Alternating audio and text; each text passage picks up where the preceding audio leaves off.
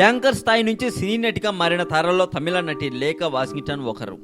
అయితే ఈమె లైంగిక వేధింపులకు గురైన హీరోయిన్లలో తాను కూడా ఉన్నానని, టార్చర్ను తాను అనుభవించానని ఓపెన్గా ప్రకటించి సంచలనం సృష్టించింది అని పలు ప్రైవేట్ వెబ్సైట్ వాళ్ళు రాస్తున్నారండి. ఈ మధ్య మలయాళం హీరోయిన్పై లైంగిక దాడి జరిగిన విషయం తెలిసింది. అయితే దాని తర్వాత హీరోయిన్లు ఒక్కొక్కరుగా తమకు ఎదురైన చేదు అనుభవాలను బహిరంగపరుస్తున్న విషయం తెలిసింది. ఈ జాబితాలో లేఖ కూడా చేరింది అని పలు ప్రైవేట్ వెబ్సైట్ వాళ్ళు రాస్తున్నారండి. సినిమాలో అవకాశం ఇస్తానని ఒక తమిళ దర్శకుడు ఆశ చెప్పి టార్చర్ చేశాడని చెప్పారట. కథ చెప్పిన తర్వాత ఈ సినిమాలో నీకు ఛాన్స్ ఇస్తే బదులుగా నాకేం ఇస్తావు అని అడిగాడట. అతని దుర్బుద్ధి తనకు అర్థమైనా తెలియనట్టు నటిస్తే పదే పదే అదే ప్రశ్న వేస్తూ విసిగించాడని ఆక్రోశంగా చెప్పిందట ఆ హీరోయిన్.